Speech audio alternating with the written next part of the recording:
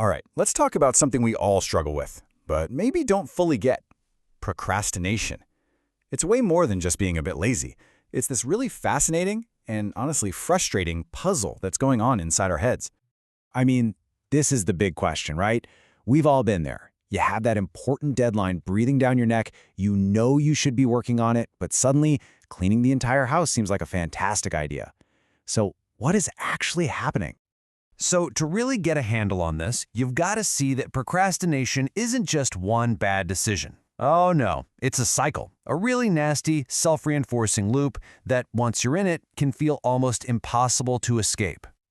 And look, if you're feeling bad about this, you really shouldn't be. Just look at that number. This isn't some rare personal failing. A whopping 80% of us deal with this.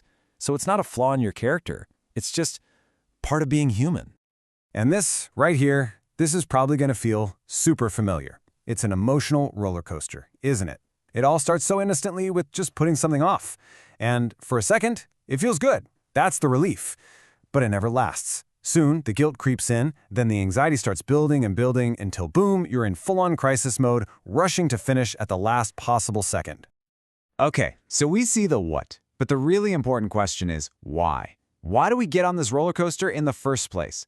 To answer that, we have to tear down the single biggest myth about procrastination, the one that makes us all feel so needlessly terrible about ourselves. This is it. This is the whole game. We've been told our whole lives that procrastination is about being lazy or just being bad with a calendar.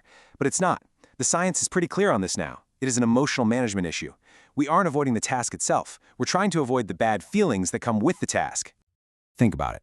Our brains are hardwired with a very simple survival instinct: avoid pain, seek pleasure. It's ancient. So when we're faced with a task that makes us feel bored or anxious or maybe just insecure about our abilities, our brain screams, abort, find something that feels better, right now. And procrastinating, well, it works. It gives us that immediate relief. It's a quick fix, but one that creates a way bigger mess for us later on. And here's the bill for that short-term relief. It's not pretty. We trade that one moment of, phew, I don't have to do that right now, for this huge, ugly cocktail of negative feelings.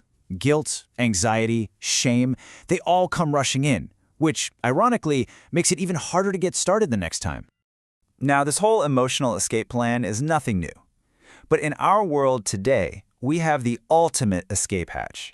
Something that makes running away from discomfort easier and more tempting than at any other point in human history. Yep, you guessed it, our phones. They are perfect procrastination machines. They offer an endless river of easy, instant gratification.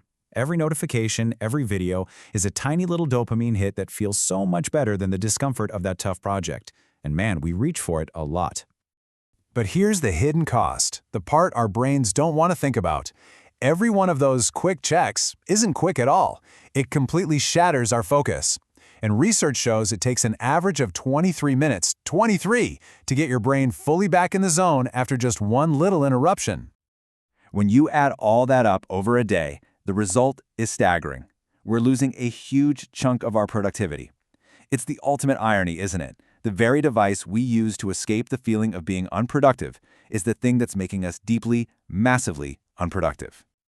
Okay, that's the problem. It's a bit of a downer, I know. But the good news is, we're not helpless here. We can absolutely do something about it. So let's get practical and look at 3 powerful strategies you can use to break this cycle for good.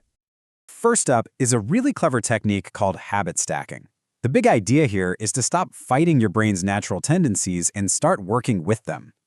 Instead of trying to force a brand new habit out of thin air, you just piggyback on one you already have. And the formula could not be simpler. You find something you already do every single day without thinking about it, your anchor habit, like finishing that first cup of coffee. Then you just attach a tiny, non-scary new action right after it. The key here is to start ridiculously small. We're talking 5 minutes. The goal isn't to finish the huge task, it's just to build the muscle of starting. All right, our second tool goes right for the heart of the matter. If we procrastinate to avoid negative feelings, what if we could actually change the feeling of the task itself?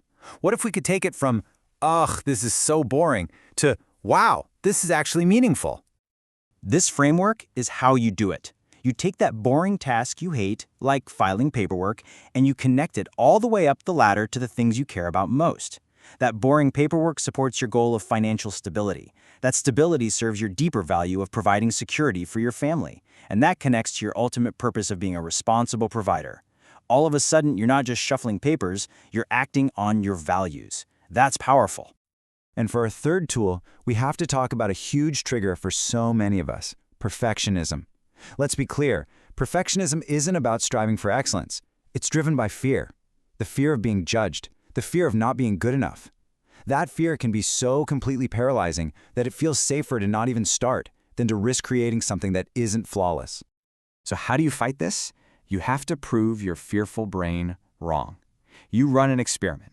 You deliberately do a task to just 80%, not 100%, just good enough. And you see what happens. I promise you, 9 times out of 10, the catastrophic failure you were imagining, it just doesn't happen. And you just freed yourself from a ton of unnecessary stress. And really, that's the ultimate goal. When you start using these tools, habit stacking, connecting to your values, letting go of perfectionism, you start to completely flip the script. You get out of that vicious cycle of delay and regret, and you step into a virtuous cycle of action and accomplishment. Because at the end of the day, this is what we're really after. The real win isn't finding a way to dodge your to-do list. It's that amazing, unbeatable feeling of just getting something done, crossing it off the list. That feeling is fuel. It builds momentum, it builds confidence, and it makes the next task that much easier to start. So, I'll leave you with this question. Forget the massive life overhaul. It all begins with one small step. What is one tiny thing you can take action on today?